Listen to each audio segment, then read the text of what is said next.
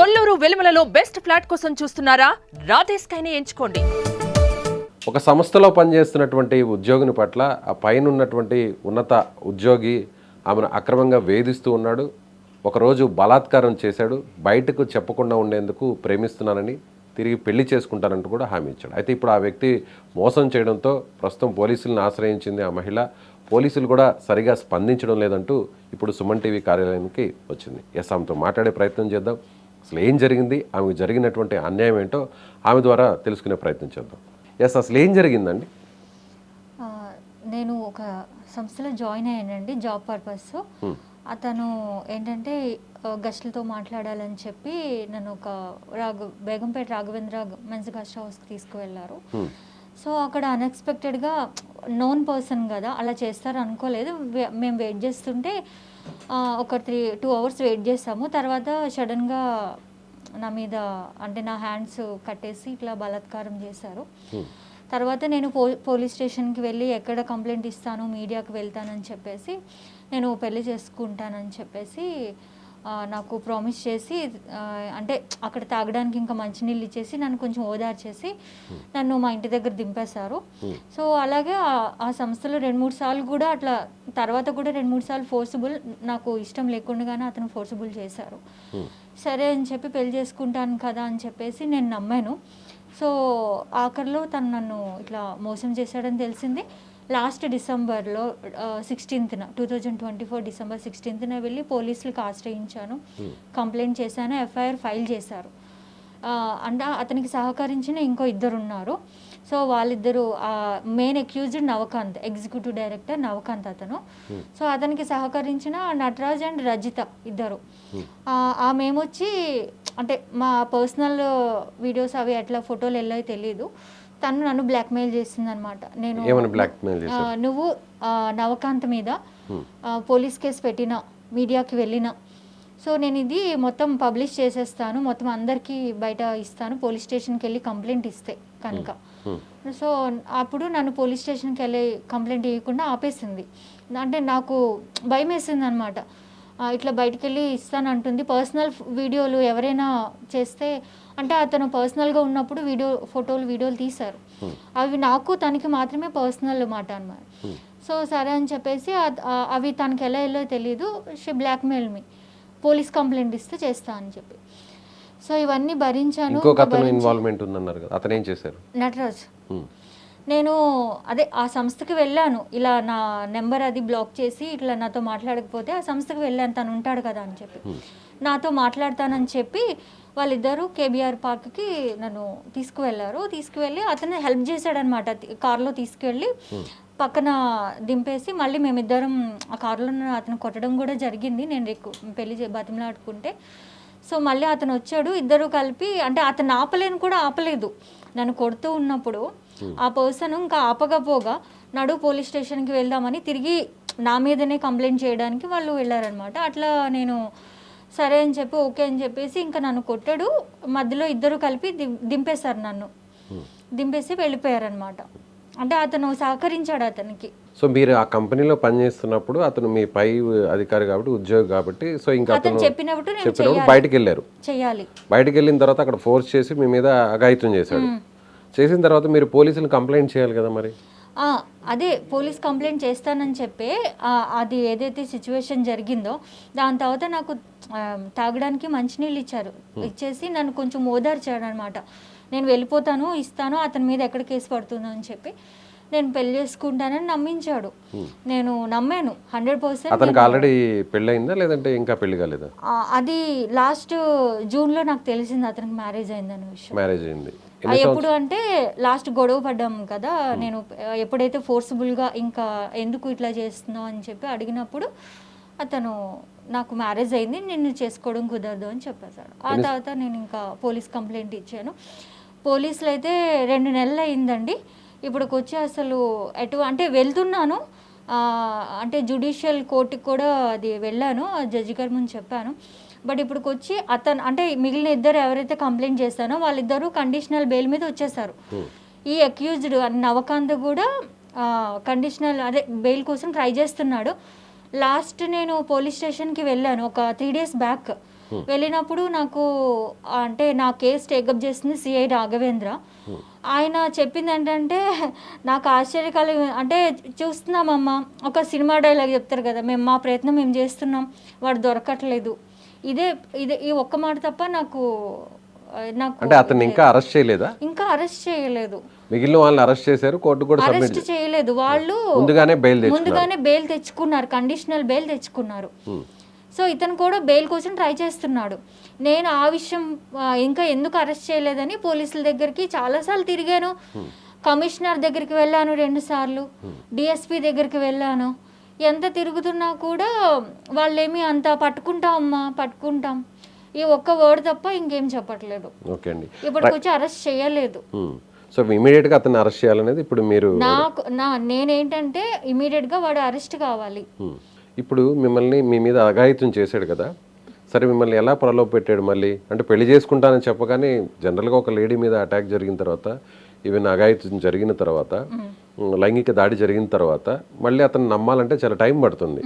ఎవరైనా కూడా ప్రేమించాను అని చెప్పగానే వెంటనే కరిగిపోరు. కానీ మీరెందుకు అతనితో మళ్ళీ తిరిగి అతని మీద కలిసి ఉండడానికి ట్రై చేశారు? అతను ముందు నుంచి నా ఆఫీస్ కొలీగ్, ముందు నుంచి ఫ్రెండ్స్, అంటే అట్లా చెప్పాడు నన్ను, ఖచ్చితంగా నేను చేసుకుంటా అని చెప్పి ప్రామిస్ చేసేసి, నువ్వు అట్లా కాదు, నేను నిజంగానే నేను లవ్ చేస్తున్నానంటే మరి ఎందుకు ఇట్లా చేయడం అని అన్నాను. మరి అతను ఆ టైంలో నేను చేసుకుంటాను అందుకే చేశానని చెప్పాడు, అంతే. అలా ఎంతకాలం పాటు రిలేషన్లో ఉన్నారు? 1.5 year. 1.5 year. సో ఇన్సిడెంట్ జరిగింది 1.5 year ముందు. సో ఈ 1.5 yearలో అతను ఎప్పుడు అడగలేదా మీరు ఎప్పుడు పెళ్లి చేసుకుంటావు? అడుగుతూనే ఉన్నా, 6 monthsకి ఒకసారి అడుగుతూనే ఉన్నా. సో 6 months అయిన తర్వాత అడిగాను.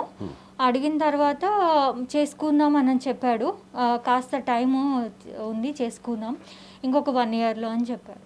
సో ఆ 1 year కూడా అయిపోయింది. నేను గట్టిగా అడిగేసరికి లాస్ట్ మూమెంట్లో నాకు షాక్ ఇచ్చాడు. సో అప్పుడు నేను ఇంకా పోలీసులకి ఆశ్రయించాను. ఇప్పుడు అతనికి మ్యారేజ్ అయిందన్న సంగతి అప్పటి వరకు మీకు తెలీదు. ఎంత అతని ఏజ్ ఎంత ఉంటుంది? 37, 38. అప్పటికి మ్యారేజ్ అయ్యి ఎంత కాలం అయింది అతనికి? మీకు పరిచయం అయ్యే టైంకి మ్యారేజ్ అయింది ఆల్రెడీ? కాలేదు, అంటే నాకు తెలీదు, మీకు తెలియదు, నేను ఎంక్వైరీ చేయలేదు. అప్పటికి అయ్యిందంట. ఇప్పటికి ఎంత కాలం ఏంటుంది మ్యారేజ్ అయ్యి? మోస్ట్లీ ఒక 3 years అట్లా అయ్యి ఉంటుందేమో, అంటే వేరే వాళ్ళు చెప్తుంటే విన్నా. ఇప్పుడు మీ మీద అఘాయిత్యం జరిగింది, సరే మిమ్మల్ని ప్రేమిస్తున్నానని నమ్మించాడు, మోసం చేశాడు, పెళ్లి చేసుకుంటానని చెప్పాడు. అలాంటప్పుడు మీరు ఒక వ్యక్తిని ప్రేమించేటప్పుడు లేదా పెళ్లి చేసుకోవాలని నిర్ణయించినప్పుడు అతనికి సంబంధించినటువంటి పూర్వపరాలు అవన్నీ కూడా ఎంక్వైరీ చేయకుండా ఉంటారా? అంటే నేను అంత డీటెయిల్డ్గా అతనికి అయితే మ్యారేజ్ కాలేదనే తెలిసిందండి, అంటే బయట కూడా అతనికి మ్యారేజ్ కాలేదనే చెప్పారు. సో నాకు కూడా తను చెప్పింది నేను నిజమనే నమ్మాను, తనకు మ్యారేజ్ కాలేదు అని తెలిసి. కానీ నేను అంత డీటెయిల్డ్గా వాళ్ళ ఫ్యామిలీలోకి వెళ్ళి అంత డీటెయిల్స్ నేను కనుక్కోలేదు. అంటే రిలేషన్ అంటే కంటిన్యూషన్ ఏం కాదండి, అంటే కంటిన్యూషన్ రిలేషన్ ఏం కాదు. అంటే తను తర్వాత కూడా 2-3 సార్లు ఫోర్స్ఫుల్గా అదే హోటల్కి తీసుకువెళ్ళాడు, కలుద్దామని అన్నాడు. నేను అప్పటికీ చెప్తూనే ఉన్నా కూడా హీజ్ ఫోర్స్డ్ మీ అప్పుడు కూడా. సో అంతే, నాకు దాని తర్వాత ఇంకా నేను ఎప్పుడైతే అంటే ఆ సంస్థలో కూడా లాస్ట్ 2024 మార్చ్లో వాళ్ళు శాలరీలు ఇవ్వలేము అని చెప్పి కొంతమంది ఎంప్లాయీస్ని తీస్తారు, దాంతోపాటు నన్ను కూడా తీసేశారు. ఆ తర్వాత ఇంకా నేను వచ్చేసాను బయటకి, నేను వేరే జాబ్ చూసుకుంటున్నాను. ఈ లోపల తను కూడా 1 year పెట్టాడు కదా, 1 year వచ్చి కంపల్సరీ చేసుకుంటామని. ఆ తర్వాత ఆ విషయం మీద నేను వెళ్ళి అడిగాను. అలా వెళ్ళి అడిగినప్పుడు ఆ కార్లో ఇన్సిడెంట్ అట్లా గొడవ, నేను తను చాలా రిక్వెస్ట్ చేశాను, బతిమలాడి ఏడ్చాను కూడా, నువ్వు ఇట్లా చేసావు, పెళ్లి చేసుకుందామంటే అప్పుడు కొంచెం నన్ను కొట్టాడు, నా మీద కొట్టిన తర్వాత నేను చేసుకోను అంటే గట్టిగా బతిమలాడినందుకు, ఎలాగైనా కంపెనీ నువ్వు చేసుకోవాలి, నా మీద నువ్వు చేసావు కాబట్టి నువ్వు చేసుకోవాలి, నువ్వు నాకు ప్రామిస్ చేసావు, ఆ రోజు నేను పోలీస్ స్టేషన్కి వెళ్తానన్నా కూడా నువ్వు నాపావు, నువ్వు చేసుకుంటానని అనేసి మాట్లాడాను అనమాట. మాట్లాడితే లేదు అంటే అతని కోపంలో మరి నన్ను కొట్టాడు, ఇది జుట్టు పట్టుకుని చేతిప్పేసి కొట్టినా కూడా నేను మళ్ళీ బతిమలాడాను, ఎందుకు ఇట్లా చేస్తున్నావు, కొడుతున్నావు అని చెప్పేసి. అప్పుడు చెప్పాడు అనమాట, కొట్టేసిన తర్వాత మళ్ళీ అప్పుడు చెప్పాడు. మా ఇద్దరికి గొడవ కొంచెం జరిగిన తర్వాత నాకు మ్యారేజ్ అయ్యిందని చెప్పి అప్పుడు రివీల్ చేశాడు. సో అప్పుడు మీరు పోలీసులను నేను పోలీస్ ఆశ్రయించాను. అంటే అక్కడ ఉన్న మేనేజ్మెంట్ వాళ్ళకి చెప్తానని కూడా చెప్పానమాట, నేను పెద్దవాళ్ళకి చెప్తాను, వాళ్ళు నాకు న్యాయం చేస్తారని ఆ సంస్థలో పెద్దవాళ్ళు ఉంటారు కదండి, వాళ్ళకి తెలియజేశాను. వెంటనే కూడా ఇవ్వలేదు పోలీస్ కంప్లైంట్. ఇది జూలైలో జరిగింది కదా. వాళ్ళు ఏమన్నారంటే మాకు కాస్త టైం ఇవ్వమ్మా, మేము మీకు పరిష్కరిస్తాము సమస్యని అన్నారు. అలాగా 3 నెలలు వెయిట్ చేస్తా. సమస్య ఇంకా పరిష్కరించకపోగా అతనికి సపోర్టింగ్గా మాట్లాడుతున్నారు. నాకు ఇంకేం చేయలేగా నేను పోలీస్ స్టేషన్ కంప్లైంట్ ఇచ్చారు? Banjara hills road number 3 police station. Okay. Office ఉండేది ఎక్కడ, ఏ ఏరియాలో? Office Banjara hills road number 10. Okay right. ఇప్పుడు ఈ విషయం మీ ఇంట్లో వాళ్ళకి తెలుసా? తెలీదు. ఇప్పటి వరకు తెలియదు. ఇలా మీ మీద ఇలా జరిగిందని, మీరు మోసపోయారని పోలీసులు కంప్లైంట్ ఇచ్చారని? ఎందుకంటే అది వాళ్ళు పెద్దవాళ్ళు కదండి, పేరెంట్స్, అది బాధపడతారు. ఎందుకంటే మాది ఇక్కడ కాదు, వేరే ప్రాంతం. సో మరి ఎట్లా అయితే మీరు ఒక్కరే పోరాడుతున్నారు ఇప్పుడు ఇదంతా కూడా? ఇప్పుడు నేను ఒక్కదానే పోరాడుతున్నానండి. అందుకనే ఎన్నిసార్లు పోలీస్ స్టేషన్కి వెళ్ళినా కూడా వాళ్ళు ఇంకా రెస్పాండ్ కాకపోయేసరికి సరే నాకు మీడియా ద్వారా న్యాయం జరుగుతుందని మీడియాకు వచ్చాను. ఇప్పుడు ఇంత జరిగింది, మోసపోయారు, సో ఇంట్లో వాళ్ళకి కూడా విషయం తెలియదు, పోలీస్ కేసు అయింది, కనీసం పోలీసులైనా ఇంట్లో వాళ్ళు కాంటాక్ట్ కాలేదు. ఇలా జరిగింది అనేది మీరు చెప్పేది కరెక్టా కాదని మీ ఇంట్లో వాళ్ళకి చెప్పే ప్రయత్నం చేయలేదా? అంటే ఇప్పుడు ఇక్కడ జాబ్ పర్పస్ వచ్చాను, మోసపోయింది నేను, ఇది నా పర్సనల్ ఫైటింగ్. దానికి మళ్ళీ ఇప్పుడు ఇంట్లో వాళ్ళని బాధ పెట్టడం నాకు అంత ఇష్టం లేదు. ఇప్పుడు ఒకవేళ తర్వాత తెలుస్తుంది, అప్పుడు ఇంట్లో వాళ్ళు దగ్గర నుంచి ఏదన్నా ఇబ్బంది ఉండే ఛాన్స్ లేదంటారు? మళ్ళీ మీ ఫ్యూచర్ మళ్ళీ కూడా స్పాయిల్ అయ్యే ఛాన్స్ లేదంటారు? అంత ఆలోచించలేదండి. నాకు వాళ్ళు కంపెన్సేషన్ ఇస్తామని కూడా చాలాసార్లు బ్రతిమలాడారు, నేను తీసుకోలేదు. మనీ ఇస్తామని కేసు వదిలేమని చెప్పారు. ఎంత ఇస్తామన్నారు? తెలీదు, అంటే వాళ్ళు ఏం చెప్పలేదు, ఇంతే ఇస్తామని చెప్పలేదు. కానీ నాకు కాల్స్ చేసి బెదిరింపు కాల్స్ ఇట్లా వచ్చాయి. నేను పోలీసులకు కూడా నాకు ప్రాణహాని ఉందని చెప్పి ఒక లెటర్ కూడా పెట్టాను వాళ్ళకి. నాకు సో అండ్ సో పర్సన్స్ ద్వారా వాళ్ళ అదే ఆ సంస్థ వాళ్ళ ద్వారా నాకు ప్రాణహాని ఉంది అని చెప్పేసి నేను పోలీస్ స్టేషన్లో రీసెంట్లీ మొన్న 2 days బ్యాక్ వెళ్ళి నాకు లెటర్ కూడా ఇవ్వడం జరిగింది, కంప్లైంట్ లెటర్. ఇప్పుడు మీరు అతనితో క్లోజ్గా ఉన్నటువంటి ఆ ఫొటోస్ని కూడా వాళ్ళు బయటకు లీక్ చేస్తామని చెప్పని అన్నారు. అంటే వాంటెడ్లీ అతనే ఇంకొక వేరే ఎంప్లాయీకి షేర్ చేశారు ఆవిడతో. అతను నాకు తెలిసి ఆమె దగ్గరికి ఎలా వచ్చే తెలీదు. ఇప్పుడు వాళ్ళిద్దరు ఫ్రెండ్స్, బెస్ట్ ఫ్రెండ్స్. ఆ రజిత ఆమె నటరాజ్ అనే పర్సన్స్ ఇద్దరు బెస్ట్ ఫ్రెండ్స్. నాకు అంత బెస్ట్ ఫ్రెండ్స్ అని రీసెంట్లీ తెలిసింది, అంత క్లోజ్ అని, అంత అన్ని షేర్ చేసుకుంటారన్న విషయం.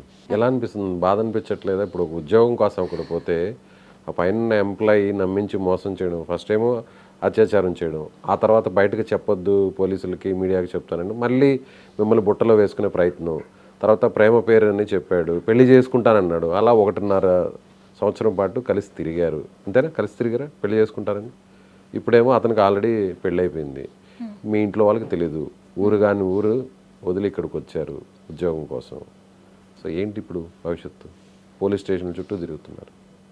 అవి ఒక్కదానైనా పర్లేదు, నేను పోరాడతా, అది ఎంత దూరమైనా పోతా, కానీ నాకు న్యాయం జరగాలి.